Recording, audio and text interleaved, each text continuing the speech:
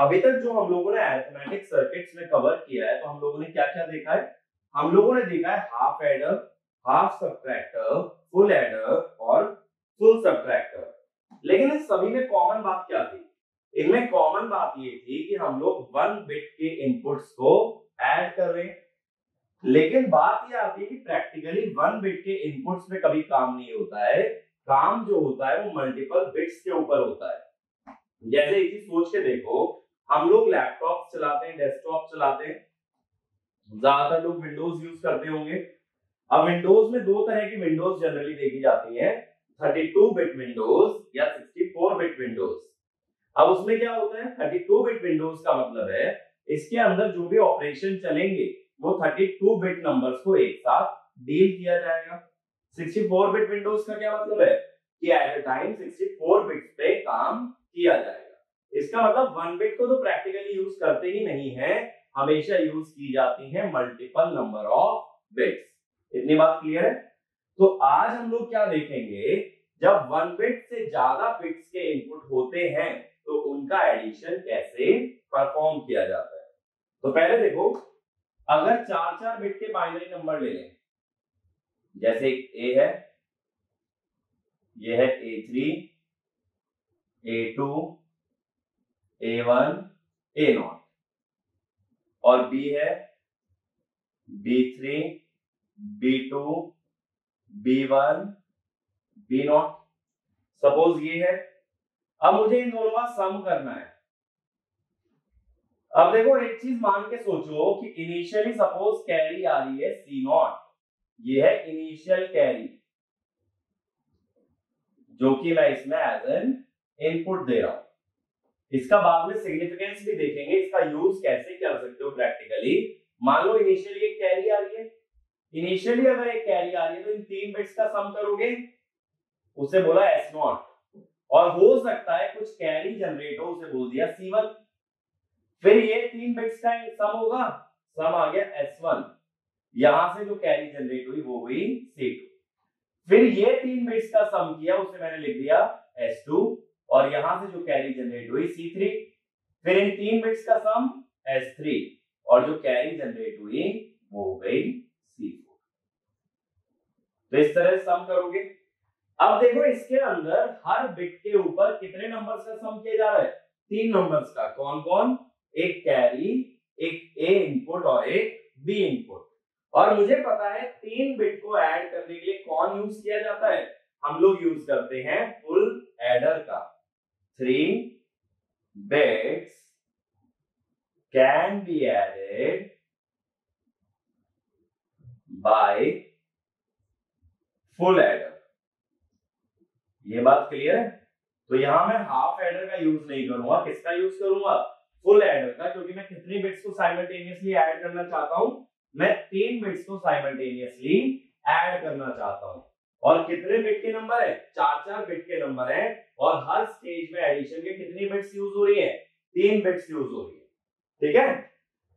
अब हर एडिशन को परफॉर्म करने के लिए अगर एक फुल एडर लगाया जाए तो यहाँ कितने फुल एडर कनेक्ट करने पड़ेंगे भाई?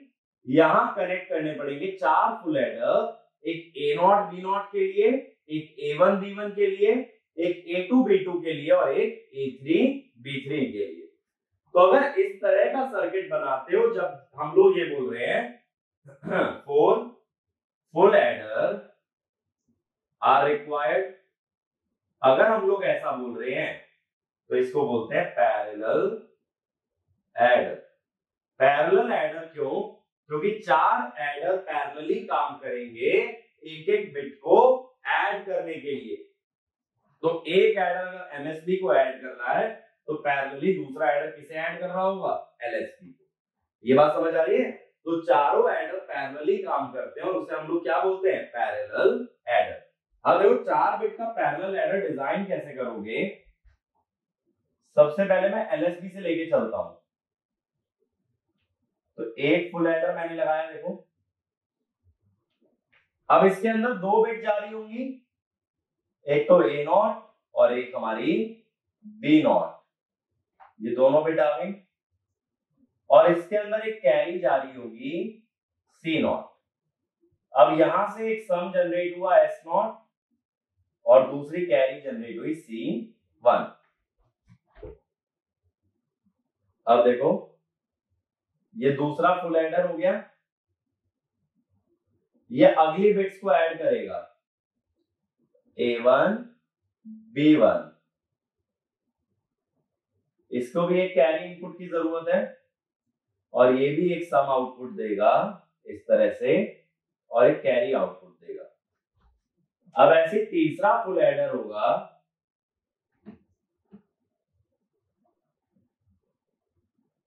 ये ऐड करेगा अगली बिट को A2 B2, इसके अंदर भी एक कैरी इनपुट होगा, ये भी एक सम का आउटपुट देगा और यहां से भी एक कैरी जनरेट होगी। और चौथा जो फुल एडर है वो किसे ऐड करेगा, वो ऐड करेगा MSB को हमारी, तो A3 B3, यहां पे कैरी इनपुट आ जाएगा, ये सम देगा S3 और ये कैरी आउटपुट देगा C4। अब देखो पहले सम से जो कैरी जनरेट हुई वो अगले सम में यूज होनी चाहिए, तो ये कनेक्शन ऐसा बनेगा। ऐसी सेकंड सम से जो कैरी जनरेट हुई वो थर्ड सम में यूज होगी और थर्ड सम से जो कैरी जनरेट हुई वो फोर्थ सम के अंदर यूज होगी। ठीक है, यानी एक फुल एडर से बनने वाली कैरी अगले फुल एडर के लिए क्या काम करती है, कैरी इनपुट का, और इनिशियली एक कैरी इनपुट हम लोग यहां से दे रहे हैं। अगर देखो ये इनिशियली कैरी इनपुट ना दिया होता, ये C0 ना होता, तो कितनी बिट ऐड करनी पड़ती यहाँ पे, 2 बिट। 2 बिट को तो मैं एक हाफ एडर से भी ऐड कर सकता था, तब मैं ये कहता एक हाफ एडर और 3 फुल एडर से भी काम चल सकता है अगर ये कैरी इनपुट ना हो। लेकिन अगर कैरी इनपुट है तो क्या यूज करना पड़ेगा, 4 फुल एडर। तो ऑलवेज जो है सेफर ऑप्शन यही रहता है कि 4 फुल एडर लेके चलो, ताकि तुम्हारी मर्जी है कैरी इनपुट लेना है या नहीं लेना। माना हार्डवेयर थोड़ा सा बढ़ जाएगा, बट इसमें फायदा क्या है कि हमारे हाथ में कि इनिशियल कैरी हम लोग यूज करें या नहीं करें। हाफ एडर में एक कंपल्शन हो जाएगा कि इनिशियल कैरी ले ही नहीं सकते हो, वहां इनिशियली सिर्फ कितने बिट ऐड हो सकती हैं, 2 बिट। तो इसीलिए हम लोग किसका यूज करते हैं ज्यादातर, कि 4 फुल एडर से बनाया जाए एक पैरेलल बाइनरी एडर। ठीक है, इसको पैरेलल एडर भी कह सकते हो या पैरेलल बाइनरी एडर भी कह सकते हो। अब देखो क्या होता है कि अगर डिले की बात करें, प्रोपगेशन डिले की बात की जाए, तो अगर हम लोग एक फुल एडर के सर्किट की बात करें, फुल एडर के अंदर 2 आउटपुट होते हैं, सम और कैरी।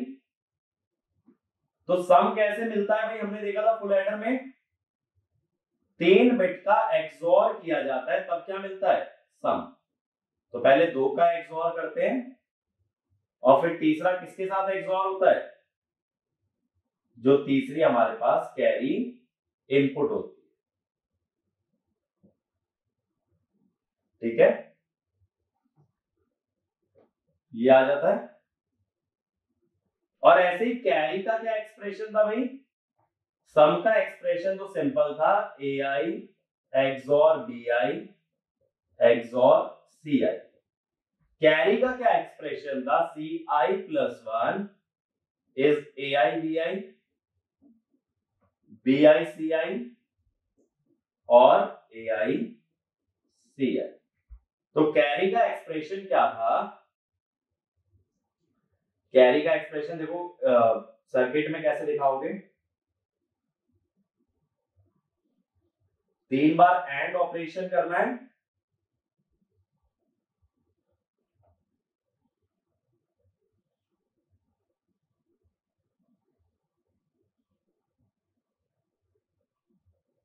और फिर क्या करना है, इसके अंदर एक और का ऑपरेशन और करना है।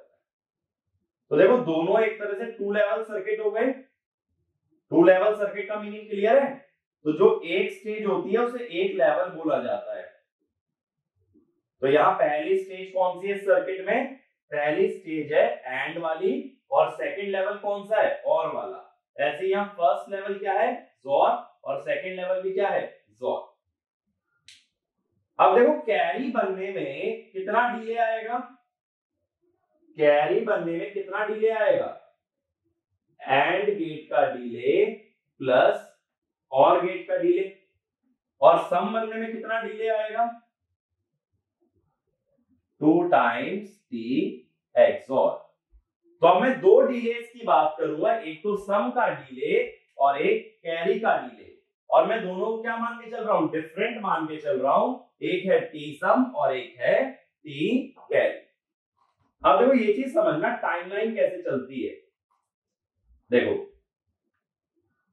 ऑल या A3 A2 A1 A0 ये 4 बिट का नंबर है, and B3 B2 B1 B0 and C0 are available at t equal to 0। ये सारे इनपुट मुझे मिले हुए हैं, और कब मिल चुके हैं, t equal to 0 पे मिल चुके हैं। अब मुझे ये पता लगाना है डिले कितना आएगा हर आउटपुट का। तो देखो मेरे पास 4-4 बिट के दोनों नंबर हैं, और एक कैरी इनपुट है कहां पे, t equal to 0 पे। अब ये पहला फुल एडर अपना काम शुरू करता है, तो ये सम कितनी देर में देगा, तो देखो S0 किस टाइम पे मिल जाएगा, ये मिल जाएगा t सम पे, और C1 कितने टाइम पे मिल जाएगा, t कैरी पे। ठीक है, इतना इतना ही तो डिले मैंने बताया है कि कैरी का डिले है एंड प्लस और सम का डिले है 2 टाइम्स XOR। तो यानी कि कैरी कितनी देर पे मिल जाएगी, टी कैरी पे, और सम कितने टाइम पे मिल जाएगा, टी सम पे। अब इसका जो कैरी है वो अगले के लिए तो इनपुट का काम कर रहा है, तो अगला फुल एडर तब तक एडिशन नहीं करेगा जब तक पिछले वाले स्टेज की कैरी उसे ना मिल जाए। यहां एक चीज याद रखो, मैं बात कर रहा हूं वर्स्ट केस की। ठीक है, तो हम लोग किसकी बात कर रहे हैं, वर्स्ट केस।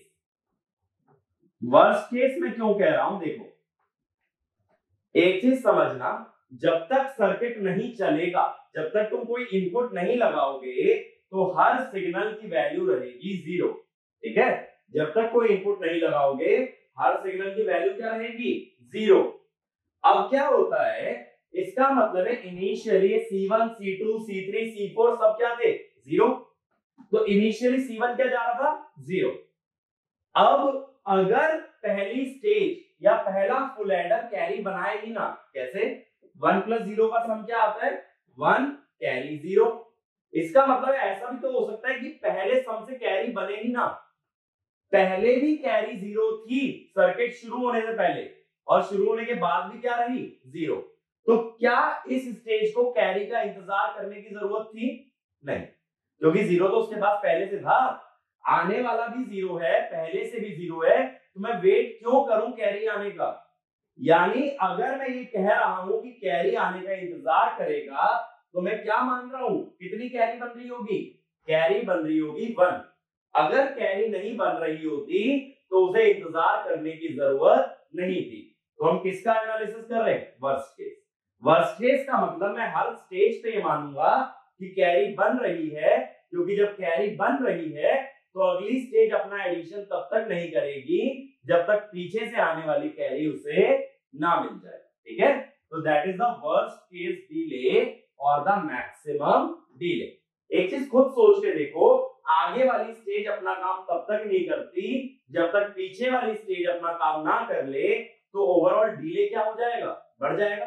पहले इंतजार करूंगा भाई पहली स्टेज कर ले, उसका काम हो गया तो फर्स्ट स्टेज करेगी, उसका हो गया तो सेकंड करेगी, उसका हो गया तो थर्ड करेगी। इस तरह से डिले क्या होता चला जाएगा, बढ़ता जाएगा। तो हम लोग मैक्सिमम डिले निकालने की कोशिश कर रहे हैं, या ये कह सकते हो we are doing worst case analysis. अब वापस आते हैं, अब देखो पहली स्टेज को A1 B1 वाली स्टेज को कैरी कब मिल गई, टी कैरी पे, टी कैरी पे मिल गई। अब ये अपना काम शुरू कर सकता है, तो ये सम कब देगा, इसका काम शुरू कब हुआ, टी कैरी पे, तो सम देने में कितना टाइम लगाएगा, टी सम। तो टोटल टाइम कितना लग गया, T sum plus T carry. ये बात समझ आई? क्योंकि टी कैरी पे तो उसे इनपुट मिला है, उसके बाद वो कितना डिले और दे रहा है, टी सम, तो टोटल टाइम कितना हो गया, T sum plus T carry. और कैरी कितनी देर में देगा, टी कैरी पे इनपुट मिला, टी कैरी टाइम और लेगा, तो कब देगा कैरी, 2 टाइम्स टी कैरी। ऐसे आगे आ जाओ। अब देखो इसके पास कैरी कब पहुंच रही है, C2 2t कैरी पे, तो ये अपना काम कब शुरू करेगा, 2t कैरी पे, तो ये सम कब देगा, t सम प्लस 2t कैरी। और कैरी कब देगा, 3t कैरी पे, 2t carry plus t carry कर दिया तो क्या हो गया, 3t कैरी। अब इसे कैरी कब मिल रही है, C3 3t कैरी पे, उसके बाद ये अपना काम शुरू करता है, तो S3 क्या होगा, t सम प्लस 3t कैरी। और कैरी कब देगा ये, 4t कैरी। अब इसका मतलब ये हुआ फाइनल कैरी किस टाइम पे मिलती है, 4t कैरी पे, और फाइनल सम कब मिलता है, t सम प्लस 3t कैरी पे। अब इसका मतलब क्या हुआ, देखो ये तो 4 बिट की बात थी ना,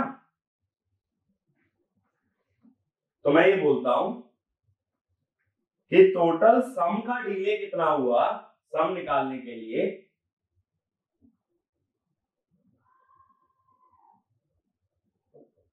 it is T sum plus 3t carry. और कैरी डिले कितना हुआ, इसको ये बोल सकते हो सम प्रोपोगेशन डिले और carry propagation delay.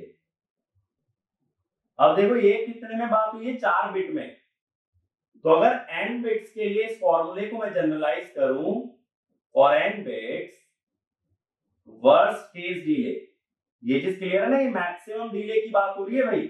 Maximum delay क्यों, क्योंकि मैं हर स्टेज पे मान के चल रहा हूं कैरी जनरेट हो रही है, और अगर कैरी जनरेट हो रही है तो जब तक पीछे से कैरी नहीं आ जाती तब तक मुझे इंतजार करना जरूरी है।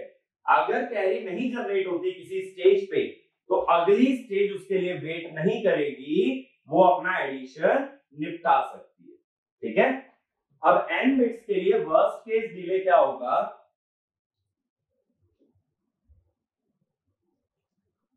तो सम डिले, सपोज ts बोल रहा हूं, तो ये होगा t सम, 3 को क्या लिख सकते हो, 4 minus 1 n minus 1 t carry. और कैरी डिले क्या होगा,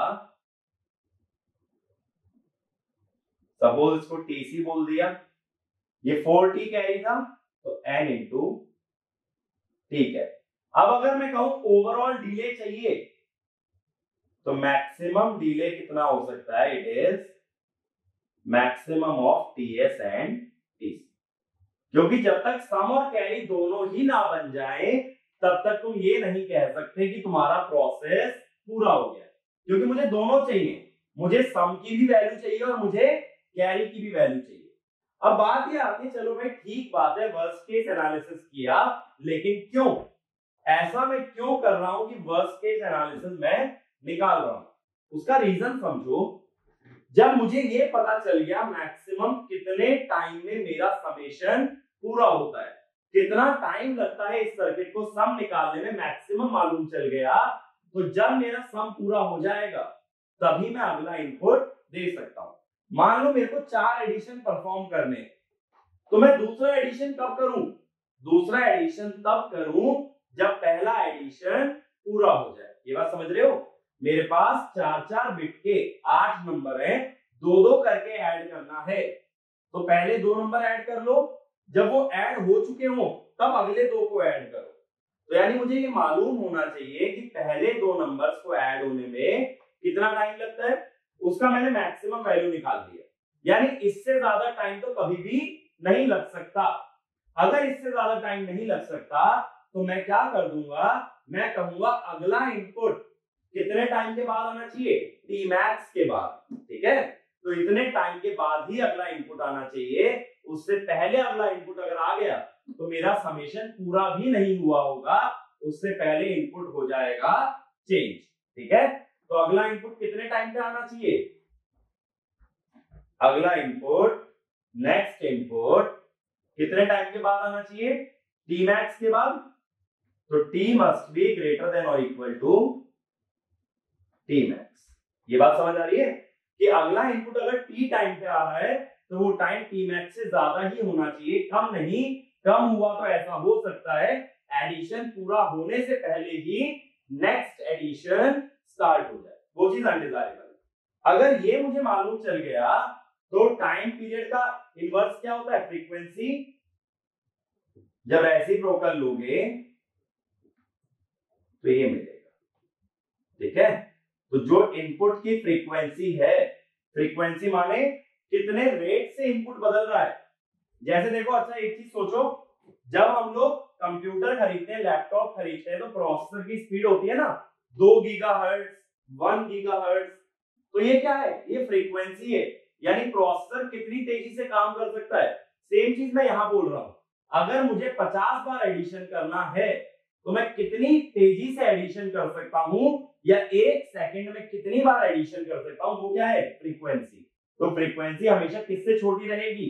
1/t मैक्स। तो ये ध्यान रखना, अगला एडिशन हमेशा किसके बाद करोगे? पहला एडिशन पूरा होने के बाद। इसीलिए अगला addition should be done at a time greater than equal to t max, उससे पहले नहीं करना। इतनी बात क्लियर हुई? वर्स्ट केस एनालिसिस से क्या फायदा होता है? इससे हमें ये पता चल जाता है कितनी फ्रीक्वेंसी का इनपुट लगा सकते हो। फ्रीक्वेंसी माने कितनी तेजी से इनपुट बदल रहे हैं, यानी पहले 4-4 बिट के नंबर ऐड किए, अगला 4 बिट का नंबर कब आएगा वो किससे डिसाइड होता है? फ्रीक्वेंसी। ठीक है, इससे ज्यादा फ्रीक्वेंसी अगर लगा दी तो क्या होगा? पहला एडिशन पूरा भी नहीं होगा, अगला इनपुट आ जाएगा। अगला इनपुट का एडिशन पूरा नहीं होगा, तीसरा इनपुट आ जाएगा। तो तुम्हें कभी भी सही से सम देखने नहीं मिलेगा, क्योंकि जैसे ही सम पूरा होगा उससे पहले ही इनपुट बदल जाते हैं और वापस सम हो जाता है चेंज। ठीक है, तो ऐसा कभी नहीं होना चाहिए। अब देखो, इस पे एक छोटा सा एग्जांपल देता हूं, उससे कंसेप्ट क्लियर होगा। तो देखो, क्वेश्चन गिवन है, a parallel binary adder performs addition of 16 bits. 16 bit का एडिशन परफॉर्म किया जा रहा है। The delay of XOR gate is 1 nanosecond. Delay of XOR gate is 1 nanosecond. And the delay of AND OR assembly is 2 nanosecond. Calculate worst case delay to generate sum and carry. Calculate worst case delay to generate sum and carry. देखो, ये and और assembly कहां use हो रही थी? अभी जो मैंने सर्किट बनाया था, एंड और गेट का यूज किया गया था कैरी बनाने में, और जोर गेट का यूज कहां किया गया था? सम बनाने में। लेकिन सम बनाने में कितने जोर गेट लगे थे? 2 लगे थे ना। तो 1 नैनोसेकेंड प्लस 1 नैनोसेकेंड कितना हो गया? 2 नैनोसेकेंड। कैरी बनाने में क्या लगा था? एंड और उनका टोटल डिले ही तुम्हें कितना दिया गया है? 2 नैनोसेकेंड। ठीक है, तो सम का भी डिले है 2 नैनोसेकेंड और कैरी का भी डिले है 2 नैनोसेकेंड। तो फाइनली सम का डिले कितना होगा? यहां से देखो, टी सम यानी 2 nanosecond plus n-1 T carry, तो कितना आ गया? 32 नैनोसेकेंड। और टीसी कितना होता है? n into T carry, n into 2 nanosecond. तो n कितना है? 16 बिट है ना, तो ये भी हो गया 32 नैनोसेकेंड। यानी 32 नैनोसेकेंड में ही सम मिल जाएगा और 32 नैनोसेकेंड में ही क्या मिल जाएगी? कैरी। अच्छा, एक चीज और सोचो, अगर ये टी सम और टी कैरी बराबर हो जाए तो मैं टी सम की जगह अगर टी कैरी लिख दूं तो n-1 T carry plus T carry कितना हो जाएगा? n into T carry. यानी सम और कैरी का डिले अगर बराबर होता है तो ओवरऑल सम और ओवरऑल कैरी इनका डिले भी क्या आता है? सेम। और ये तो ऑब्वियस है ना, अगर हर एडर सम और कैरी सेम टाइम पे दे रहा है तो ओवरऑल भी हमें सम और कैरी कितने पॉसिबिलिटी है, बट डायरेक्टली याद करने की जरूरत नहीं है। क्वेश्चन जो बन सकता है एग्जाम के अंदर वर्स्ट केस डिले का, वो इस फॉर्मूले पे बन सकता है। ठीक है, इसके अंदर मैं क्वेश्चन को थोड़ा सा टफ करने के लिए क्या पूछ सकता हूं कि find the maximum frequency of addition, और फ्रीक्वेंसी किससे छोटी होनी चाहिए, 1/Tmax। तो 1/Tmax क्या है, मैक्सिमम फ्रीक्वेंसी। तो अगर मैं पूछता हूं हाउ मेनी एडिशन पर सेकंड कैन बी परफॉर्म, तो तुम क्या कहोगे, 1/Tmax। इतने एडिशन हर सेकंड में हम लोग परफॉर्म कर सकते हैं। ये बात क्लियर होती है? ठीक है, तो ये वाला फॉर्मूला क्लियर है ना वर्स्ट केस का। अब इस पे देखो एक और क्वेश्चन अगर देखें, क्वेश्चन है a 16-bit triple carry adder, फिर से 16 बिट दे रहा है, a 16-bit triple carry adder is realized by using 16 full adder, is realized by using 16 full adder. The carry propagation delay of each full adder is 12 nanosecond. Carry का propagation delay दिया है 12 nanosecond, and the sum propagation delay is 15 nanosecond. Sum propagation delay is 15 nanosecond. Find the worst case delay of the adder, worst case delay of the adder. अब देखो जब T सम निकालोगे, TS, तो ये क्या होता है, T sum plus n-1 T carry. इस बार दोनों अनइक्वल दे रखे हैं, कितना आएगा 15 इंटू 12 180, तो ये हो गया 195 नैनोसेकेंड। और टी कैरी कितना होगा 16 इंटू 12, ये आ गया 192 नैनोसेकेंड। अब मैंने क्या बताया था, ओवरऑल प्रोपोगेशन डिले कैसे निकलता है, मैक्सिमम। तो मैक्सिमम प्रोपोगेशन डिले क्या हो गया, मैक्सिमम ऑफ 195 एंड 192, तो ये हो गया 195 नैनो सेकेंड। अब मैं ये कहता हूं frequency must be less than equal to 1/195 nanosecond. तो अगर मैं पूछूं मैक्सिमम फ्रीक्वेंसी क्या हो सकती है, क्या होगी 1/195 नैनो सेकेंड। ठीक है, तो यही मैक्सिमम वैल्यू है फ्रीक्वेंसी की। ये चीज क्लियर है? तो ये तो किसका एग्जांपल हुआ, अगर वर्स्ट केस डिले निकाल रहे हो बट ये एक्चुअल डिले नहीं है, ये क्या है मैक्सिमम डिले, इससे ज्यादा डिले नहीं आ सकता। बट अलग अलग केसेस में हमारा डिले डिफरेंट हो सकता है, ऐसा जरूरी नहीं है कि हमेशा इतना ही डिले सर्किट ऑफर करेगा। इतनी बात समझ आती है? अब देखो मैंने क्या बोला, अगर मैं कंस्ट्रक्शन की बात करूं पैरेलल बाइनरी एडर की, देखो अगर मेरे पास 4 बिट का पैरेलल बाइनरी एडर है, तो इसके अंदर दो पॉसिबिलिटी है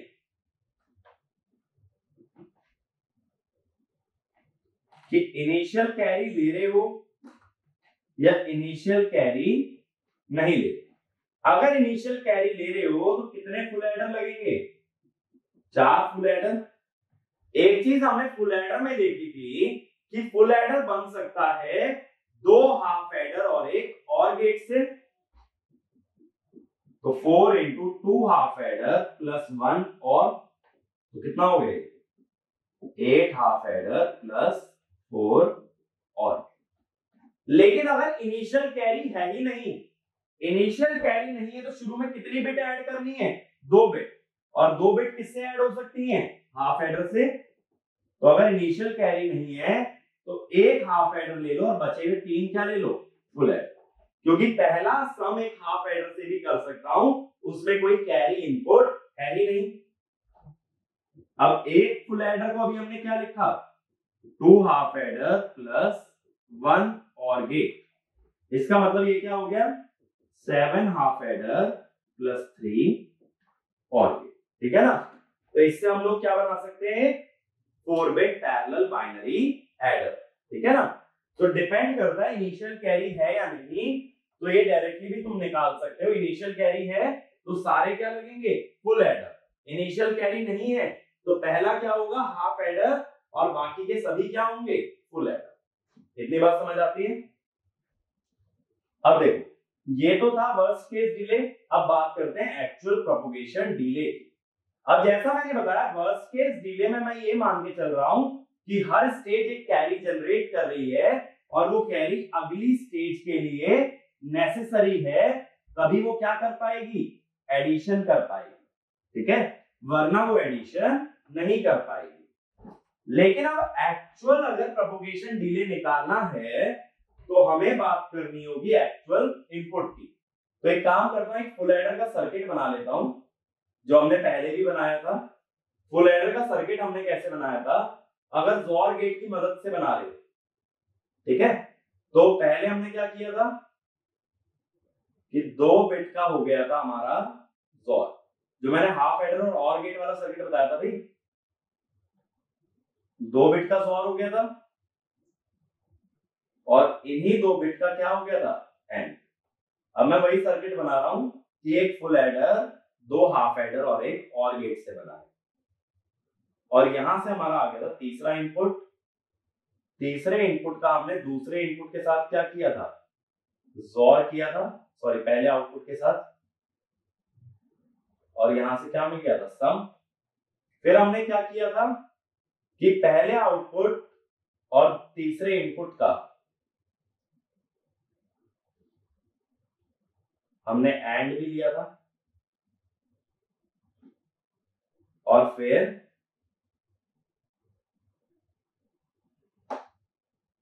दोनों एंड गेट के आउटपुट्स का क्या ले लिया था, और। अब ये इनपुट्स क्या क्या थे, ये था AI, BI, CI, ये आउटपुट था SI, और ये था CI+1।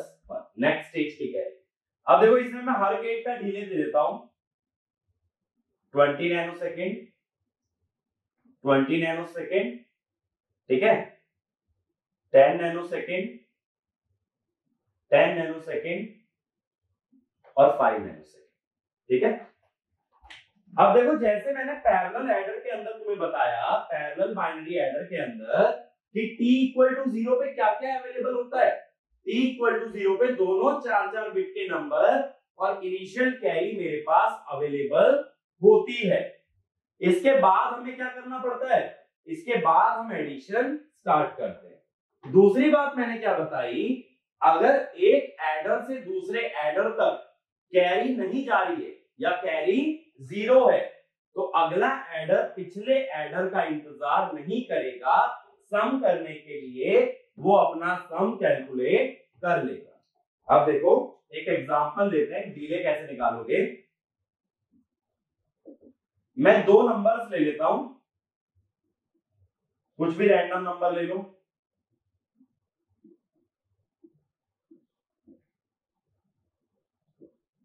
ठीक है, मैंने ये ले लिया, और इनिशियल कैरी भी ले लो 1।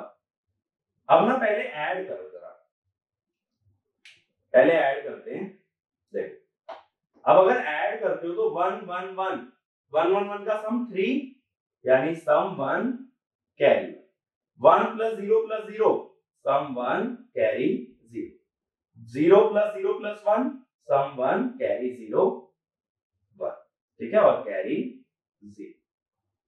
अब इसका मतलब देखो क्या है कि पहले एडर से दूसरे एडर तक तो कैरी गई है, बट इधर से इधर और सेकंड लास्ट स्टेज में कोई कैरी नहीं जाती है, ठीक है। अब 1 by 1 डिले की बात करते हैं। पहले S0 का डिले देखता हूं। अब देखो सम निकालने के लिए हमें क्या देखना है कि पहले जोर गेट का आउटपुट कब मिलेगा, 20 नैनोसेकंड में मिल जाएगा। भाई जोर गेट का आउटपुट देखो, एक चीज समझो, चारों एडर को ये दोनों इनपुट कब मिल चुके हैं, t=0 पे मिल चुके हैं। मैंने बोला t=0 पे ये दोनों नंबर्स और ये कैरी पूरा एडर को दे दिया जाता है। अगर चारों नंबर दे दिए गए हैं, चारों बिट पहला जोर गेट किस पे डिपेंडेंट है, AI BI, और पहला एंड गेट भी किस पे डिपेंडेंट है, AI BI। तो चारों बिट के लिए इनका जो आउटपुट है वो कब मिल जाएगा, 20 नैनोसेकंड और 10 नैनोसेकंड। दोबारा समझो, चारों एडर के लिए ए और बी वाले इनपुट कहां आ जाते हैं, 0 पे। अगर 0 पे दोनों इनपुट अवेलेबल हैं तो जोर गेट कब आउटपुट देगा, 20 पे, और एंड गेट कब आउटपुट देगा, 10 पे। और ये चारों एडर के लिए होगा क्योंकि ये दोनों इनपुट कहां मिल चुके थे, t इक्वल टू 0 पे। इंतजार किसका था, इंतजार था कैरी का। बट ये दोनों गेट कैरी से नहीं जुड़े हैं तो इनको कैरी का इंतजार करने की जरूरत नहीं है। चारों बिट में दोनों गेट अपना अपना आउटपुट दे चुके होंगे 20 नैनोसेकंड और 10 पे। अब देखो S0 की बात कर रहा हूं, इनिशियल कैरी S0 के लिए कौन सी कैरी इनपुट थी, C0, वो कहां आ गई थी, 0 पे आ गई थी। अब इसका आउटपुट आया 20 पे, ये आ गई थी 0 पे। तो जोर गेट को जब तक दोनों नहीं मिल जाते वो आउटपुट नहीं बता सकता। तो एक इनपुट आ रहा है 0 पे, एक इनपुट आ रहा है 20 पे, तो वो क्या करेगा, वो दोनों का लेगा मैक्सिमम। मैक्सिमम किस किस का लेगा, एक्सोर गेट 1 का और कैरी का। इन दोनों में से जो लेट आता है उस तक वो इंतजार करेगा, क्योंकि जब तक दोनों इनपुट नहीं आ गए तो आउटपुट नहीं दे सकता है। ठीक है, उसके बाद ये कितना टाइम लेगा, अपना खुद का टाइम जो कि है t XOR 2। इसको सेकंड गेट बोल रहा हूं, इसको फर्स्ट सेकंड। ठीक है, अब ये कितना होगा देखो, ये होगा मैक्सिमम ऑफ t XOR 1 कितना है, 20 नैनोसेकंड। इनिशियल वाले के लिए कैरी कहां आ गई थी, 0 पे, तो कितना आ गया, 40 नैनोसेकंड आ गया। ठीक है भाई, तो ये 40 नैनोसेकंड आ गया। अब कैरी की बात कर लो, देखो यहां से तो कैरी जनरेट होकर जा रही है ना। अगर कैरी जनरेट होकर के जा रही है तो कब जाएगी, देखो अगर ये दोनों बिट 1 हो गई, ये ए और बी अगर दोनों 1 हो गए तो इस गेट का आउटपुट 1 आ जाएगा। 1 कितने टाइम पे आ जाएगा, 10 नैनोसेकंड पे। और इस गेट का आउटपुट किससे जुड़ा है, और से। अब यहां आउटपुट कब आ रहा है, 20 पे, तो ये एंड गेट अपना आउटपुट कब देगा, 20 + 10 30 पे। तो ये वाला इनपुट पहुंचा 10 पे और ये 20 + 10 होके पहुंचा 30 पे। लेकिन अगर ये आउटपुट 1 था और गेट के अंदर अगर एक भी नंबर 1 हो जाए तो उसे दूसरे नंबर का इंतजार नहीं करना पड़ता। ये मैंने तब भी बताया था जब हम फुल एडर का डिले निकाल रहे थे। एंड गेट का अगर एक इनपुट 0 हो जाए तो दूसरे का इंतजार नहीं करेगा, और गेट का एक इनपुट 1 हो जाए तब भी वो दूसरे का इंतजार नहीं करेगा। तो इसका एक इनपुट 1 हो गया क्योंकि ए और बी दोनों 1 है ना, ये दोनों ए बी है। ए बी अगर 1 है तो एंड गेट का आउटपुट 1 कितने नैनोसेकंड पे, 10 पे। तो अब ये अगले के लिए नहीं रुकेगा, 10 पे यहां 1 आ रहा है तो 10 + 5 ये कितने पे 1 दे देगा, 15 पे। तो C1 आ जाएगा T(2) + T और 15 नैनोसेकंड। अब देखो भाई, पहली स्टेज से दूसरी स्टेज में कैरी जा रही थी। जब कैरी जा रही थी तो वो अपना सम लेना शुरू नहीं कर सकता। जब तक उसे कैरी ना मिल जाए वो अपना एडिशन नहीं स्टार्ट कर सकता। अपना एडिशन वो कब स्टार्ट करेगा, जब कैरी मिलेगी। कैरी कब मिल रही है, 15 नैनोसेकंड पे। तो सम 1 कब शुरू होगा, 15 नैनोसेकंड पे कैरी आ रही है। तो देखो ये आउटपुट कब मिल रहा है, 20 पे, कैरी कब पहुंच रही है, 15 पे। तो हम क्या लेते हैं, मैक्सिमम ऑफ t XOR 1 और t कैरी। कैरी पहुंच रही है 15 पे ये वाली, और सम कितने पे मिल रहा था, 20 पे।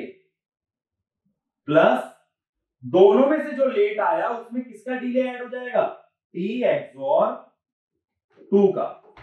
अब देखो इसका क्या मतलब बना, मैक्सिमम ऑफ 20, 15 + 20 कितना आ जाएगा, 40 नैनोसेकंड। ठीक है, ये बात समझ आ रही है। इस जोर गेट को 2 इनपुट की जरूरत है, पहले जोर का आउटपुट और दूसरी कैरी। कैरी आ गई 15 पे, जोर का आउटपुट आ गया 20 पे। मैंने अभी भी बताया था, देखो भूलना नहीं है कि ये दोनों गेट अपना अपना आउटपुट इंडिपेंडेंट देते हैं कैरी से। तो इनमें चारों एडर के अंदर ये वाला आउटपुट कितने टाइम पे मिलेगा? 20 पे, और ये मिलेगा 10 पे। इसको कैरी का इंतजार करने की जरूरत नहीं है। तो सम कितने में आ गए? 40 पे। अब देखो कैरी कितने पे मिलेगी? अब दोनों नंबर थे 0 0, दोनों नंबर 0 0 थे, तो इस एंड गेट का आउटपुट क्या आ गया? 0। अगर और गेट के अंदर एक इनपुट 0 हो जाए तो क्या वो दूसरे का इंतजार करेगा? करेगा। अगर एक इनपुट 1 होता है तब दूसरे का इंतजार नहीं करता, एक 0 होने पे इंतजार करना पड़ेगा। अब देखो ये वाला इनपुट आया इसके पास 20 पे, ये 20 पे पहुंचा और कैरी पहुंची 15 पे। कैरी कितनी थी? 1 थी। तो जब तक दूसरा इनपुट नहीं मिल जाएगा एंड गेट अपना आउटपुट नहीं दे सकता। अगर कैरी 0 गई होती तो एंड गेट दूसरे का इंतजार ही नहीं करता। अब कैरी पहुंची 15 पे, बट कैरी कितनी थी? 1। तो जब 1 थी तो दूसरे का इंतजार करेगा। दूसरा कब मिल रहा है? 20 पे। तो आउटपुट कब आएगा? 20 + 10 30 पे। और गेट का आउटपुट कब आएगा? 30 + 5 35 पे। तो ये हो जाएगा maximum of TXOR 1, TC plus TA2 plus TOR। तो ये आ जाएगा 35 नैनोसेकंड। अब अगले सम पे आ जाओ S2। अब देखो दूसरी स्टेज से तीसरी स्टेज, दूसरी स्टेज से तीसरी स्टेज कोई कैरी नहीं गई। जब कोई कैरी गई ही नहीं तो इंतजार करने की तो जरूरत ही नहीं थी। तो इसका सम कब आएगा? तो इसको कैरी की जरूरत नहीं है, कैरी क्या थी? 0। तो ये वाला आउटपुट कब आया? 20 पे, और 20 + 20 अगला कब आएगा? 40 पे। तो अगला सम आ जाता है 40। ये बात समझ आ रही है? देखो ये वाली कैरी जब तक जनरेट नहीं हुई थी तब तक क्या रही होगी? 0। और जनरेट होने के बाद भी क्या आई? 0। तो एक्चुअल में इसका डिले 35 नैनोसेकंड ना लेके क्या लेना पड़ेगा? 0 नैनोसेकंड। क्यों कह रहा हूं 0 नैनोसेकंड? दोबारा समझो। ये कैरी इनिशियली क्या थी? 0 थी। किसकी बात कर रहा हूं? C2 की। जब तक सर्किट नहीं चल रहा था तब तक सारे सिग्नल क्या थे? 0। तो C2 भी क्या था? 0। जब नंबर्स ऐड हुए तब भी C2 क्या निकल के आया? 0। तो मेरे को C2 में तो ट्रांजिशन दिखा ही नहीं। C2 पहले भी 0 था, C2 अब भी 0 है। जब ट्रांजिशन ही नहीं आया तो डिले की बात नहीं कर सकते। डिले क्या लेना पड़ेगा? 0 नैनोसेकंड। क्योंकि याद करो जब वेवफॉर्म बना रहे थे तो डिले कब देखते थे? जब कोई वेवफॉर्म में 0 से 1 या 1 से 0 जाती है। Delay is always measured at the transition.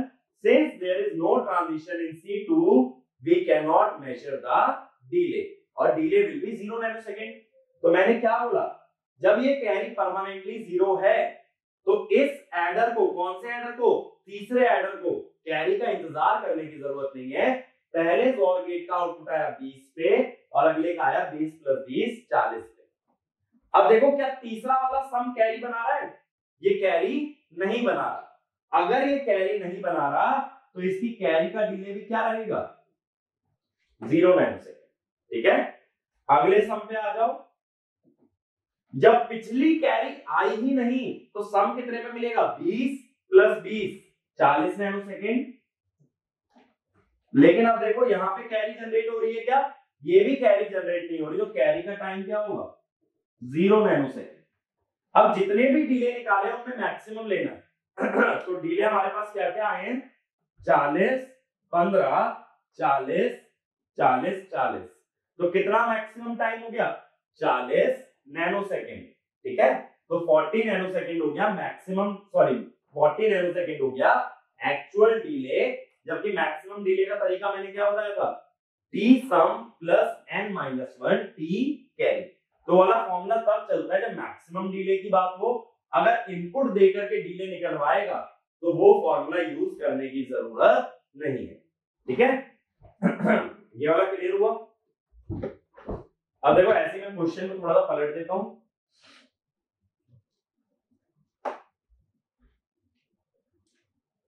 अब मान लो एंड गेट का आउटपुट मैंने दे रखा है 15 नैनोसेकंड पे आएगा और गेट का 10 नैनोसेकंड, और मैं इनपुट भी चेंज कर देता हूं। दोबारा यही एग्जांपल देखते हैं, बट मैंने इनपुट्स बदल दिए।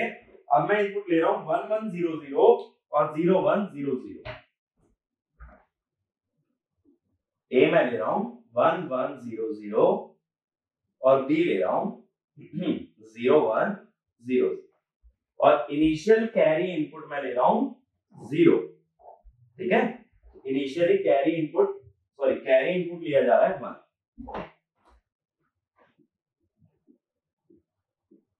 ठीक है, तो एक बार वीडियो पॉज करके ट्राई जरूर करो कि किस तरह से इसका आंसर निकालो। ठीक है, और अगर ट्राई कर चुके हो तो सॉल्यूशन देखते हैं। अब देखो, यहां 3 बिट पहले ऐड कर लो। सब 3 बिट ऐड हो रही है, 0 + 0 + 1 1 आ गया। यहां पे कोई कैरी नहीं गई। 0 + 0 0, फिर कोई कैरी नहीं गई।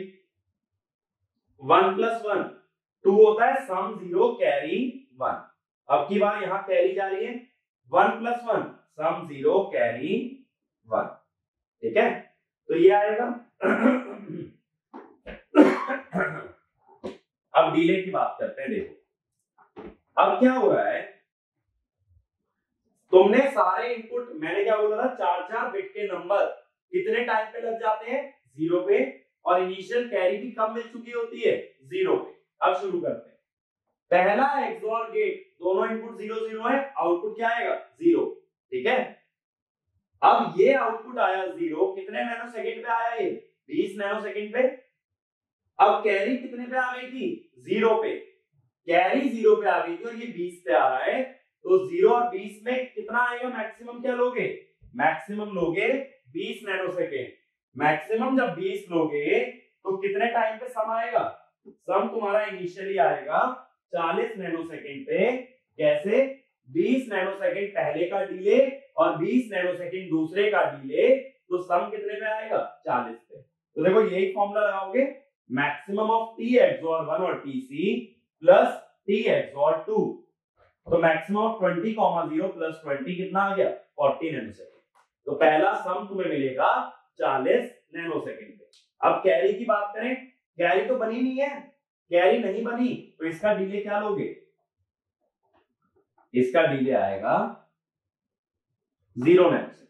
जब कैरी नहीं बनेगी तो कैरी पहले भी 0 थी, बाद में भी 0 है, तो उसके अंदर ट्रांजिशन नहीं है, तो उसका डिले क्या लिया जाएगा, 0।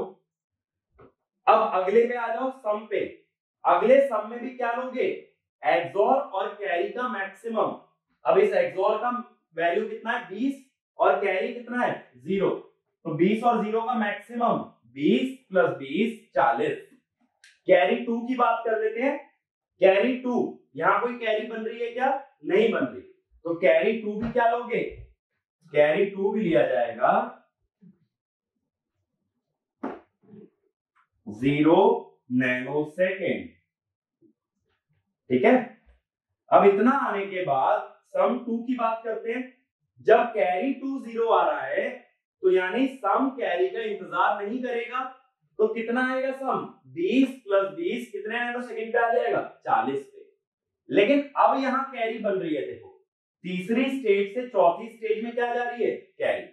जब कैरी जा रही है तो दोनों बिट देखो, दोनों बिट कितनी कितनी है, 1 1 है, दोनों बिट 1 1 है, तो यहां 1 आ जाएगा, कितने नैनोसेकंड पे आ जाएगा, 15 पे।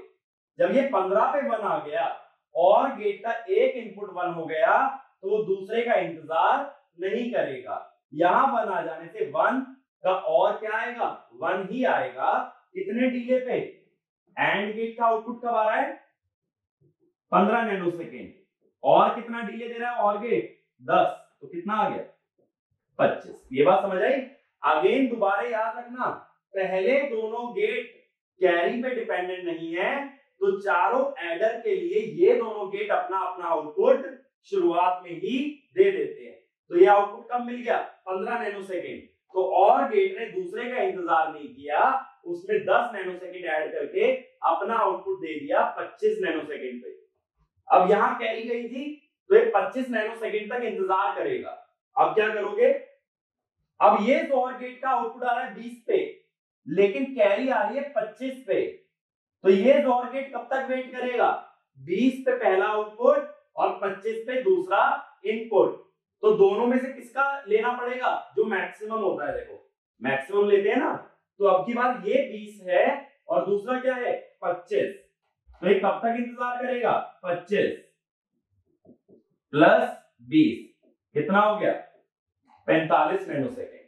और कैरी कब आएगी? देखो अब कैरी इनपुट है, ये दोनों नंबर क्या थे? 0 1 0। 1 0 का एंड क्या आ गया? 0 आ गया।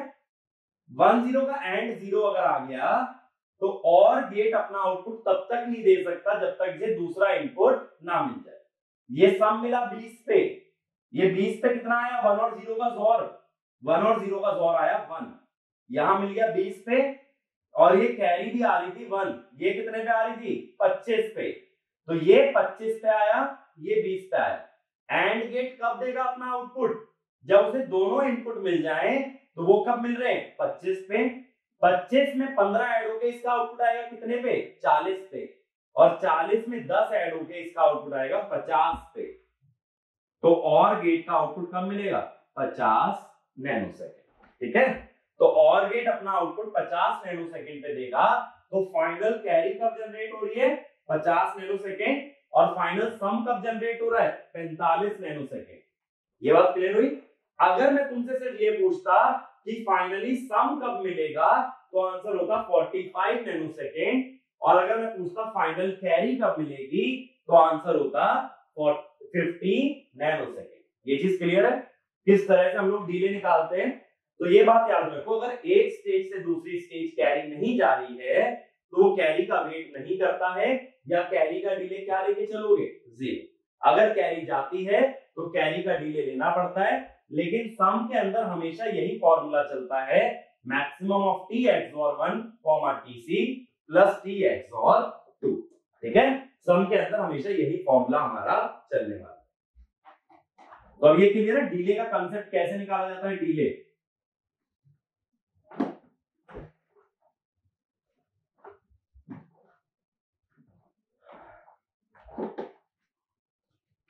ठीक है। अब इसके आगे अगर बढ़ते हैं तो देखो हमने क्या बोला, जैसा हमने देखा जब डिले निकालते हैं तो डिले वर्स्ट केस क्या आता है? T sum plus n minus 1 into T carry. और कैरी का डिले क्या आता है? n into T carry. इसका मतलब है जो डिले आता है वो किस पे डिपेंडेंट है? वो डिपेंडेंट है नंबर ऑफ बिट्स पे। तो अगर नंबर ऑफ बिट्स बढ़ाते जाओगे तो हमारा प्रोपगेशन डिले बढ़ता चला जाएगा। ये बात समझ आई? क्योंकि जब नंबर ऑफ बिट्स के प्रोपोर्शनल है तो जितनी ज्यादा नंबर ऑफ बिट्स उतना ज्यादा उसका डिले। तो पैरेलल बाइनरी एडर का डिसएडवांटेज क्या होता है? That with increase in number of bits the propagation delay increases. Advantage क्या होता है? The design of parallel binary adder is very simple, we just need to connect n full adders in cascade। तो advantage ये है कि designing simple है, disadvantage ये है कि डिले ज्यादा है। अब डिले ज्यादा क्यों है भाई? डिले ज्यादा इसलिए है क्योंकि हर स्टेज का सम और कैरी पीछे से आने वाली कैरी पे डिपेंड करता है। ठीक है, अगर पीछे से आने वाली कैरी पे डिपेंड करता है तो ओवरऑल डिले बढ़ता जाएगा जैसे जैसे नंबर ऑफ फुल एडर या नंबर ऑफ बिट्स बढ़ेंगे। तो अगर मुझे डिले को कम करना है तो मैं ये चाहूंगा कि कुछ ऐसा एडर बनाया जाए जिसकी मदद से मैं डिले को कम कर पाऊं।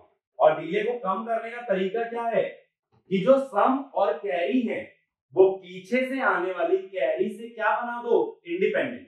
अगर पीछे से आने वाली कैरी से इंडिपेंडेंट बना दिया तो हमारा डिले रिड्यूस हो जाएगा। ठीक है, और इस तरह के एडर को बोलते हैं लुक अहेड कैरी एडर, या बहुत जगह कैरी लुक अहेड एडर। तो दोनों नाम दे सकते हो, लुक अहेड कैरी एडर या कैरी लुक अहेड एडर। लेकिन इस पे जाने से पहले मैंने एक चीज बोली थी कि मैं तुम्हें इस कैरी का सिग्निफिकेंस बताऊंगा। अब देखो, जब हम लोगों ने सब्ट्रैक्शन पढ़ा था नंबर सिस्टम में, तो सब्ट्रैक्शन कैसे पढ़ा था?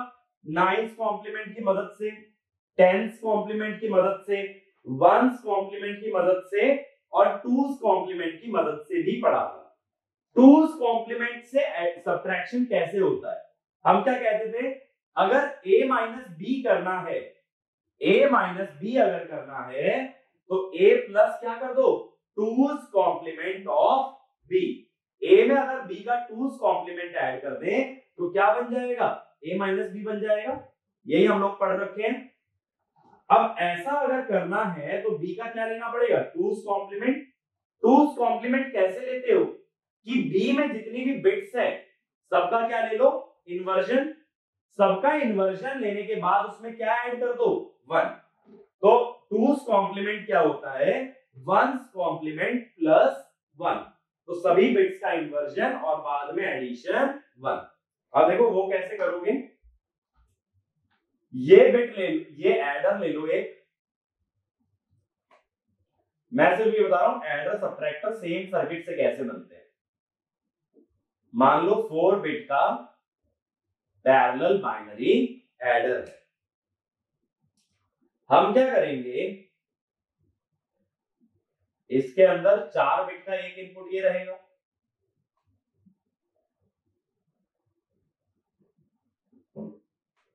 और जो दूसरा इनपुट है अगर सब्ट्रैक्टर बनाना है तो चारों बिट्स क्या जानी चाहिए, 1s कॉम्प्लीमेंट। ठीक है, 2s कॉम्प्लीमेंट लेने के लिए क्या लेते हो, हम ये बोलते हैं 2s complement of b is equal to 1s complement of b plus 1, यही बोलते हैं ना। ठीक है, तो 1s कॉम्प्लीमेंट कैसे लोगे, अगर चारों बिट को क्या कर दें, इन्वर्ट। तो या तो इन्वर्टर जोड़ दो, या देखो दूसरा तरीका बताता हूं, एक एक ना जोर गेट लगा लो सब पे। जोर गेट से इन्वर्टर बन सकता है ना, इसीलिए मैं क्या यूज कर रहा हूं यहां पे, जोर गेट। ठीक है,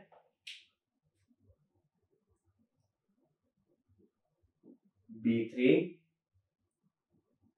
B2 B1 B0। अब अगर जोर गेट से इन्वर्टर बनाना हो तो दूसरा इनपुट क्या होना चाहिए, जोर गेट का दूसरा इनपुट होना चाहिए 1। तो हम ये बोलते हैं कि x XOR 1 इज x बार। ये चीज हम लोगों ने पढ़ी थी लॉजिक गेट के अंदर। तो मैं क्या बोल रहा हूं, अगर 1 के साथ XOR कर दोगे तो क्या मिल जाएगा, इन्वर्जन मिल जाएगा, और 0 के साथ XOR कर दोगे तो सेम इनपुट मिल जाएगा। अब लेकिन 2s कॉम्प्लीमेंट के लिए यहां से 1s कॉम्प्लीमेंट तो आ गया, 1 और ऐड करना है। 1 ऐड करने के लिए क्या कर दो, यहां पे एक इनपुट दे दो m। तो यहां से क्या मिल जाएगा,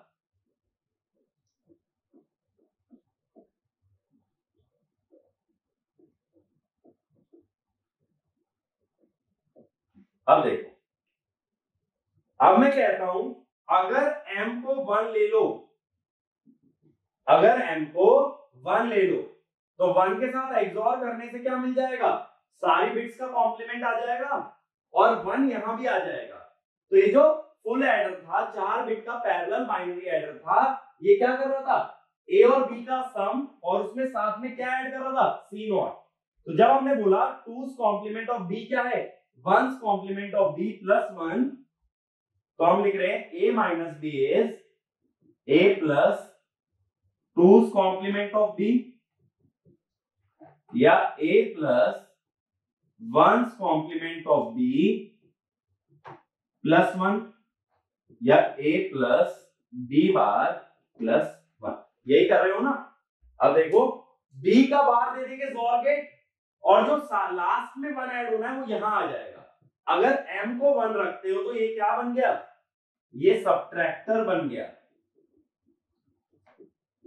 और अगर m को 0 रखा, 0 के साथ XOR as it is number आ जाएगा, और 0 अगर लास्ट में ऐड कर रहे हो तो ये हो गया a प्लस b।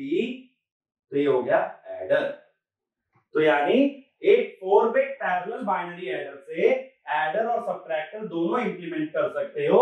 तो अगर सब्ट्रैक्शन करना है और टूज कॉम्प्लीमेंट की मदद से करना है तो ये कैरी वाला इनपुट क्या लेके चलना पड़ेगा 1। ठीक है, कैरी वाले इनपुट को 1 रखोगे तो a plus b bar plus 1 हो जाएगा और वो 1 कहां से आएगा C नॉट से। तो मैंने यहाँ पे m एक बता दिया मोड इनपुट। तो m का इनपुट चेंज करके तुम ये डिसाइड कर सकते हो कि तुम एडर बनाना चाहते हो या सब्ट्रैक्टर। तो ये रीजन होता है कि कैरी इनपुट का हम लोग और भी जगह यूज कर सकते हैं। तो इसीलिए हमेशा ये बेहतर है कि 4 बिट का एडर किसकी मदद से बनाओ, फुल एडर से, ना कि हाफ एडर से। क्योंकि अगर हाफ एडर होते तो इनिशियल सी नॉट तो होता ही नहीं। जब सी नॉट होता ही नहीं तो ये टूज कॉम्प्लीमेंट वाला फंडा नहीं चल पाता। तो बहुत बार क्या होगा ना, क्वेश्चन में ऐसा ही सर्किट दे देगा जैसा ही मैंने तुम्हें बॉक्स की फॉर्म में बना के दिखाया। ऐसा सर्किट देके ये पूछ लेगा ये सर्किट करता क्या है, तो तुम क्या बोलोगे, it is a 4 bit subtractor. क्योंकि वो क्या कर रहा है, ए में बी का टूज कॉम्प्लीमेंट वो ऐड कर रहा है। तो वो क्या हो गया, 4 बिट का एक सब्ट्रैक्टर हो गया। अब देखो जैसा मैंने बताया तुम्हें कि अगर हम ये चाहते हैं कि डिले कम करना है तो हम लोग दूसरे एडर पे जाते हैं और दूसरे एडर का नाम क्या है हमारा, लुक अहेड कैरी एडर।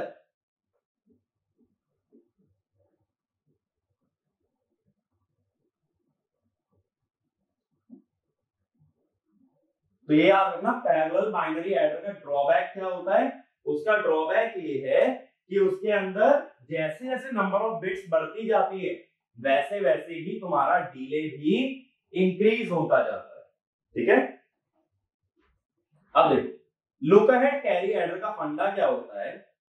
हमने कैरी के 2 एक्सप्रेशन पढ़े हैं। देखो एक तो एक्सप्रेशन ये था AI BI plus BI CI। एक मैंने ऑल्टरनेट एक्सप्रेशन और कराया था जो प्रोपगेशन और जनरेशन की टर्म्स में कराया था, वो ये था AI BI plus AI XOR BI into CI, यही था। अब इसमें हम लोग क्या बोल देते हैं, इसको बोल देते हैं GI plus PI CI, where PI is propagation term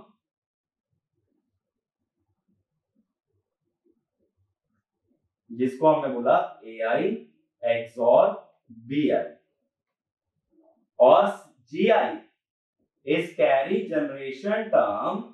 क्योंकि देखो अगर AI और BI दोनों 1 हो गए तो AI इंटू BI क्या हो जाएगा, AI डॉट BI 1 हो जाएगा।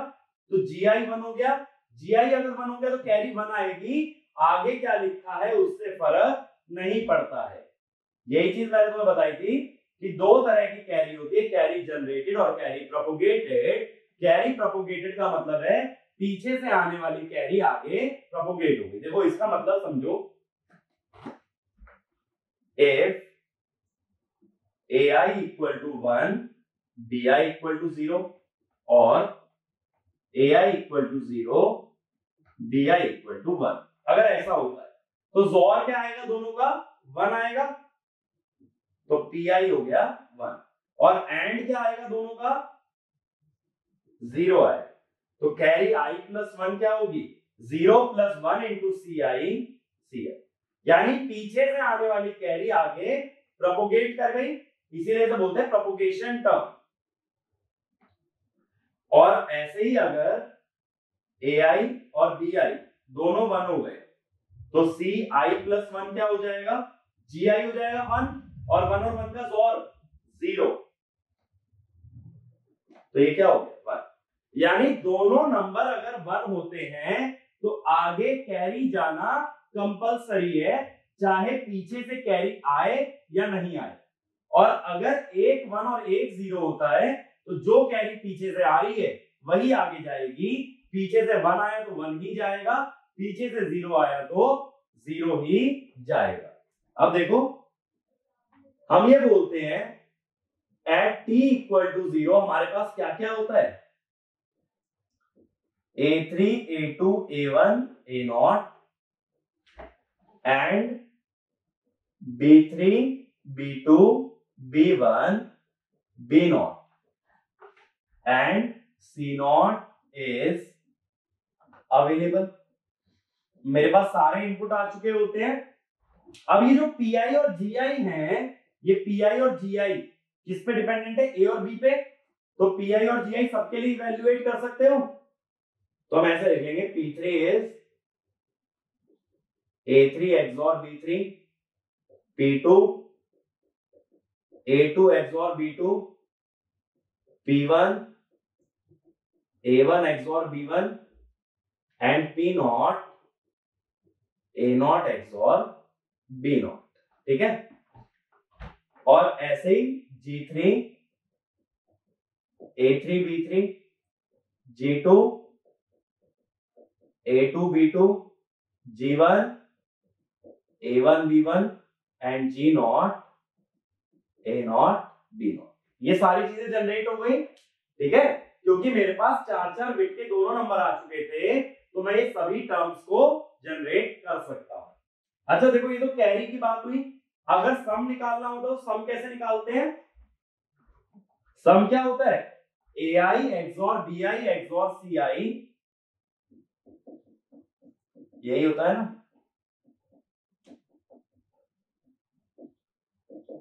AI XOR BI को क्या लिखा है? PI। तो PI XOR CI। अब देखो ये सारी टर्म आ गई। अब मैंने क्या बोला था? पैरेलल बाइनरी एडर में डिले क्यों था? क्योंकि अगली स्टेज हमेशा पीछे से आने वाली कैरी का इंतजार करती है। तो हर एक स्टेज की कैरी निकालते हैं। देखो C1 मुझे बताओ, पहले क्या निकाल लेते हैं? S0 निकाल लेते हैं। S0 हो जाएगा P0 XOR C0। और C1 क्या होगा? C1 यहां से बताओ, G0 प्लस P0 C0। तो जब तुमने G0 और P0 निकाल लिए हैं और C0 मुझे गिवन था, तो मैं क्या निकाल सकता हूं? C1। अब ऐसे S1 देखो क्या होगा? P1 XOR C1। बट इस लॉजिक से जाओगे तो इसे C1 का इंतजार करना पड़ेगा, तभी क्या बन सकता है? S1। लेकिन यहां क्या करो, यहां C1 की वैल्यू डाल दो। अब देखो, अब तो इसे इंतजार करने की जरूरत नहीं है। अब अगर इसे इंतजार करने की जरूरत नहीं है तो क्या मिल सकता है? सम।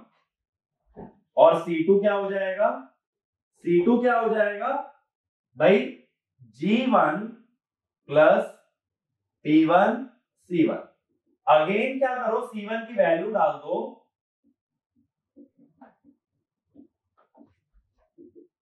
G1 plus P1 G0 plus P1 P0 C0।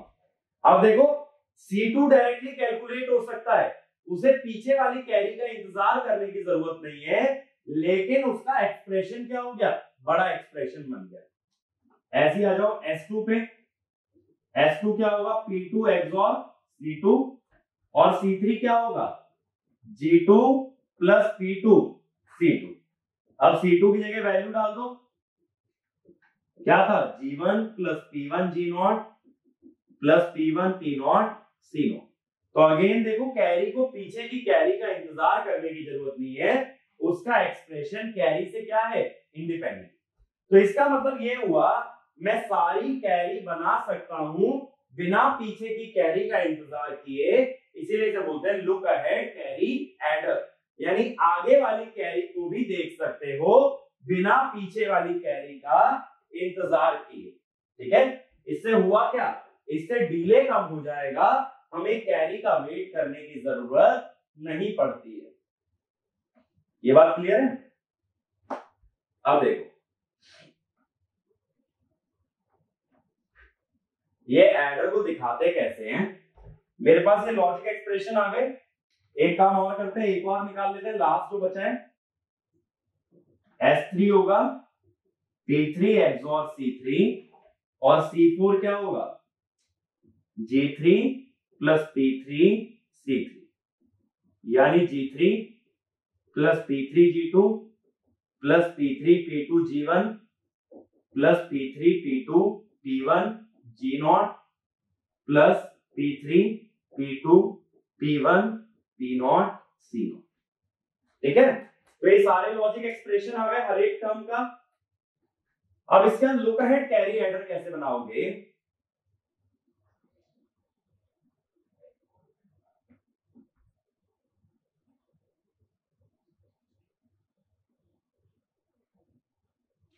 या इसको और थोड़ा बड़ा कर लेता हूं।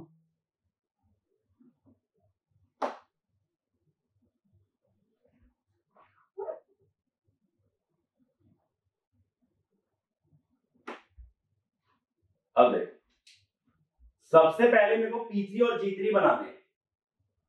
P3 और G3 कैसे बनते हैं? एक तो जोर गेट लेना पड़ता है और एक एंड गेट लेना पड़ता है। ये जोर और एंड की जगह जो है ना, चाहो तो क्या ले सकते हो, एक हाफ एडर। ठीक है, ये P3 G3 हो गए। ऐसे ही बनाओगे P2 और G2। यहां आएगा A2 B2। ऐसे ही नेक्स्ट बनाओगे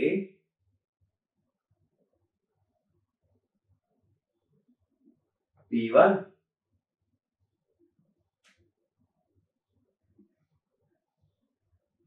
और ये नेक्स्ट आएगा G1। ये हो गया A1 B1। और लास्ट बनाएंगे P0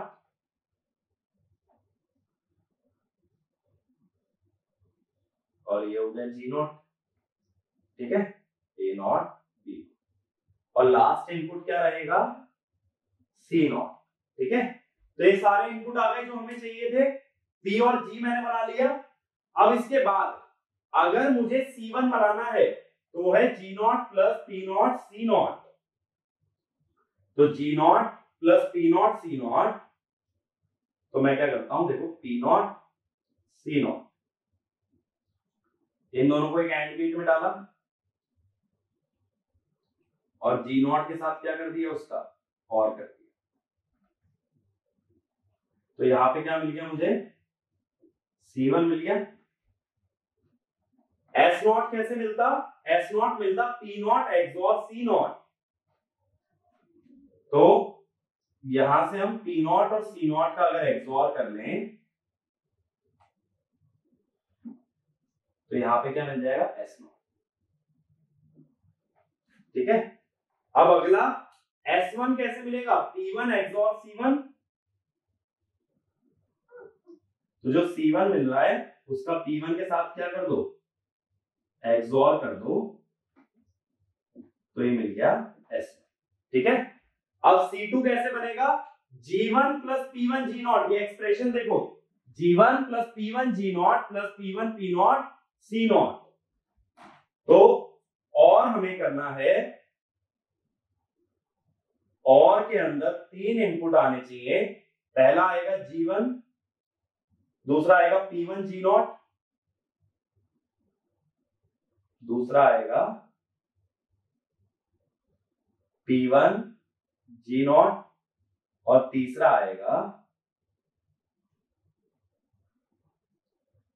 इस तरह 3 इनपुट होंगे, P1 P0 C0। और यहां पे क्या मिल जाएगा हमें? C2 मिल जाएगा। अब P2 XOR C2 से क्या बना लोगे? P2 XOR C2 से बना लोगे S2। ठीक है, इसी तरह से ये डिजाइन आगे कंटिन्यू हो जाएगा। अगली बार C3 बनाओगे, पूरा एक्सप्रेशन लिख के एंड और गेट की मदद से, और C3 से क्या बनाओगे? S3। फिर क्या बना लोगे? C4। तो कैरी हमेशा किससे जनरेट हो रही है? एंड गेट और गेट की असेंबली से। ठीक है, अब देखो, अगर मैं ये पूछता हूं कि कैरी में कितना डिले आएगा, जरा देखें एक बार। अगर यहां हम बात करें कैरी में कितना डिले बनता है, तो पहले देखो P वाला इनपुट बनाने में कितना डिले आएगा। P किसकी मदद से बन रहा है? XOR की मदद से। तो पीआई का जो डिले है वो कितना है, टी एक्सॉर, और जीआई का जो डिले है वो कितना है, टी एंड, क्योंकि जीआई जो बन रहा है वो एक एंड गेट से बन रहा है। अब कैरी बनाने के लिए क्या यूज हो रहा है, पीआई जीआई तो हो ही रहा है, और साथ साथ क्या यूज हो रहा है, एक एंड गेट और एक और गेट। तो कैरी के अंदर जो डिले आएगा वो कितना आएगा,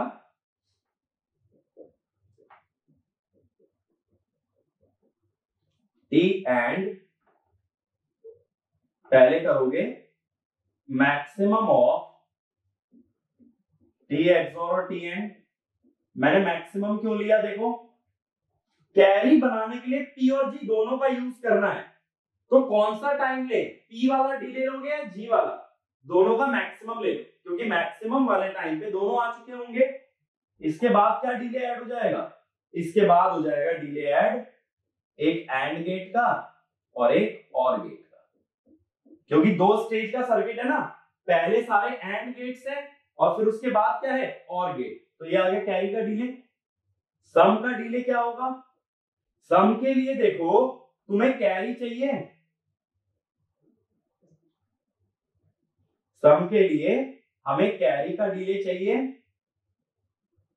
प्लस एक एक्सॉर गेट, क्योंकि कैरी के बाद एक एक्सॉर और लगता है। तो ये हो गया maximum of T XOR comma T and plus T and plus T और प्लस टी सॉ, क्योंकि कैरी बनने के बाद जो सम बना रहे हो, कैरी एक बार आ गई तो प्रोपोगेशन और कैरी की मदद से क्या बन रहा है, सम। तो ये क्या आ गए, डिले आ गए। लेकिन इसमें फायदा क्या हुआ, सभी सम और सभी कैरी सबका डिले है सेम, जबकि पैरेलल बाइनरी एडर में क्या होता है, डिले बढ़ता चला जाता है, कैरी का डिले हर स्टेज में ऐड होता जाएगा। और अगर ऐसा होता है तो ओवरऑल डिले मिलता है ज्यादा, यहां डिले मिलेगा कम। लेकिन देखो पैरेलल बाइनरी एडर में सिर्फ क्या यूज हुए थे, एंड फुल एडर यूज हुए थे। अब की बार क्या यूज हो रहा है, XOR gate, AND gate, AND gate, OR gate, XOR gate. इसके अंदर हार्डवेयर बहुत ज्यादा है, तो इसके अंदर नुकसान क्या है कि कैरी लुक अहेड एडर के अंदर हार्डवेयर रिक्वायरमेंट ज्यादा होती है या कॉस्टिंग ज्यादा होती है, बट डिले कम होता है। पैरेलल बाइनरी एडर की कॉस्टिंग कम होती है, हार्डवेयर रिक्वायरमेंट कम होती है, बट उसका डिले ज्यादा होता है। तो दोनों एडर के अंदर मेनली हमारा यही डिफरेंस आता है। अब अगर मैं इसमें रिक्वायरमेंट पूछूं एंड गेट और गेट कितने लगेंगे, देखो 4 बिट्स की बात कर लेते हैं। 4 बिट में देखो एक एक तो जनरेशन में लग जाएगा एंड गेट, तो एंड गेट की रिक्वायरमेंट कितनी होगी, एक एक लग गया जनरेशन में। अब आगे देखो, इसके अंदर एक एंड गेट आया, C2 में 2 एंड गेट आए, C3 में 3 एंड गेट आते और C4 में 4 आते। तो 1 + 2 + 3 + 4, तो कितना हुआ ये 4 प्लस कितना हो गया 7 to 9 और एक 10। तो इसके अंदर देखो ऐसा भी तो लिख सकते थे 4, चलो अब इसको ऐसे ही रहने दो 14। और गेट कितने लगेंगे, और गेट तो हर कैरी के लिए एक है, तो C1 C2 C3 C4 चारों कैरी के लिए एक एक और गेट, और गेट कितने हुए 4 हुए। अब इसी को अगर n बिट पे लेके जाओ तो एंड गेट कितने लग रहे हैं, देखो 4 तो हर एक जनरेशन के लिए लग रहे हैं, तो 4 अगर जनरेशन के लिए लग रहे हैं तो n बिट में लगेंगे n। 4 बिट में अगर 4 एंड गेट जनरेशन में लगते हैं तो n बिट में कितने लगेंगे n। अब बात है आगे, देखो आगे कैसा सम हुआ 1 + 2 + 3 + 4, n होते तो क्या होता 1 + 2 + 3 + 4 up to n। n natural number का सम क्या होता है n + 1/2, ठीक है। तो n एंड गेट बाहर लग रहे हैं बॉक्स के और n + 1/2 अंदर लग रहे हैं, और गेट कितने लगेंगे, और गेट लगेंगे n। 4 बिट में 4 लग रहे थे तो n बिट में n लग जाएंगे। तो अगर मैं ये पूछूं कि अंदर कितने लगेंगे, तो अंदर में तो सिर्फ कितने लगेंगे n इंटू एन प्लस 1/2, और अगर टोटल निकालोगे एंड गेट तो बाहर भी लगते हैं to generate the g term, तो हो जाएगा n plus n into n plus 1/2। ये बात क्लियर हुई? अब देखो इसमें डिले पे एक क्वेश्चन देखते हैं, तो क्वेश्चन लिखना in a 4-bit look ahead carry adder, in a 4-bit look ahead carry adder, implementation is done with the help of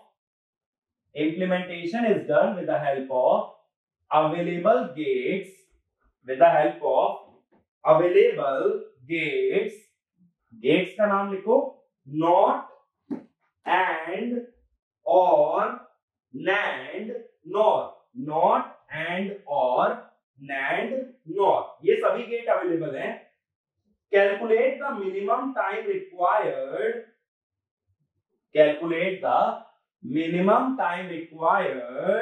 to generate final sum output if each gate has a delay of 1 unit, अब इसने हमें gate बताए हैं कौन कौन से हैं, and और नॉट नैंड नॉर। तो देखो यहां तो एंड और बनते हैं, जोर तुम्हारे पास नहीं है तो जोर बनाना पड़ेगा। अब देखो एक्सोर कैसे बनाओगे, ये चीज समझो, ए एक्सोर बी ऐसे लिख सकते हो, ए एक्स नॉर बी क्या होता है, ये होता है, अगर अंदर डी मॉर्गन लॉ लगा दिया जाए, ये बन गया। तो अब देखो इसका मतलब जोर गेट कैसे बना, पहले लगा एक एंड गेट, साथ ही साथ क्या लगा एक नॉर गेट, और फिर क्या लग गया एक नॉर गेट। तो कितने लेवल का सर्किट बना ये कितने लेवल कास्केडेड है, ये है पहला लेवल सर्किट का और ये है दूसरा लेवल। तो जोर गेट का प्रोपोगेशन डिले क्या होगा, हर एक गेट का 1 नैनो सेकेंड है, तो लेवल 1 का डिले 1 नैनो सेकेंड और दूसरे का भी 1 नैनो सेकेंड, 2 नैनो सेकेंड कह दो या 2 यूनिट, ठीक है। तो जोर गेट का डिले मिल गया।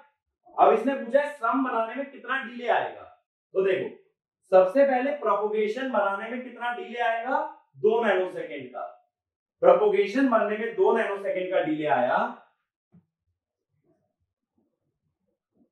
और जनरेशन किससे बन रहा है, एंड गेट से, एंड गेट का डिले कितना है 1 यूनिट या 1 नैनो सेकेंड, तो यूनिट का यूज कर लेते हैं क्योंकि यूनिट हो सकता है माइक्रो सेकेंड हो, ठीक है। तो प्रोपोगेशन और जनरेशन आ गया। अब इसके बाद कैरी बनने में कितना टाइम लगता है, कैरी के लिए प्रोपोगेशन और जनरेशन दोनों चाहिए, तो कैरी के लिए कितना लगेगा, कैरी के लिए लगेगा मैक्सिमम ऑफ प्रोपोगेशन और जनरेशन, उसके बाद 2 लेवल का सर्किट है एंड और बाद में और, तो ये क्या हो गया, दोनों का मैक्सिमम हुआ 2 यूनिट, एंड गेट का हुआ 1 यूनिट और गेट का फिर से हुआ 1 यूनिट, तो ये कितना हुआ 4 यूनिट। अब इसके बाद सम बनाने में, सम में कैरी भी लगती है और एक जोर गेट और लगता है, तो T carry plus T XOR 4 और एक्सोर का भी निकाला है 2 यूनिट, तो कितना आ गया 6 यूनिट, ठीक है। तो सम बनने में कितना टाइम लगेगा 6 यूनिट। अब लेकिन देखो इसी क्वेश्चन में अगर मैं ये कह देता कि मेरे पास सिर्फ नैंड गेट या सिर्फ नॉर गेट है, तो जोर गेट बनाने में कितने स्टेजेस लगते, अगर जोर गेट को सिर्फ नैंड या सिर्फ नॉर से बनाते तो 3 लेवल का सर्किट बनता है। याद करो, फुल एडर में भी यूज किया है, हाफ एडर, फुल एडर, हर जगह यूज किया है। जोर गेट बनाने में 4 नैंड गेट लगते हैं और उसके अंदर स्टेजेस कितनी होती है? 3 स्टेजेस। 3 स्टेजेस होती, तो जोर गेट का डिले कितना होता? 3 नैनोसेकंड। ये बात समझ आई? अगर जोर गेट को सिर्फ नैंड और नॉर की मदद से बनाते तो उसका डिले आता 3, उसका डिले आता 3, तो यहाँ पे कितना होगा डिले? 3, यहाँ 3 और 1 का मैक्सिमम 3, तो ये हो जाता 5, और यहाँ 5 + 3 आंसर क्या आ जाता? 8। अगर सिर्फ नैंड या नॉर गेट से बनता तो आंसर आता 8। यहाँ एंड और नॉट सब गेट अवेलेबल हैं, तो कितना आया आंसर? 6। ये बात क्लियर हुई? दोबारा समझो, अगर जोर गेट को नैंड गेट से बनाता तो 3 स्टेज का सर्किट बनता है।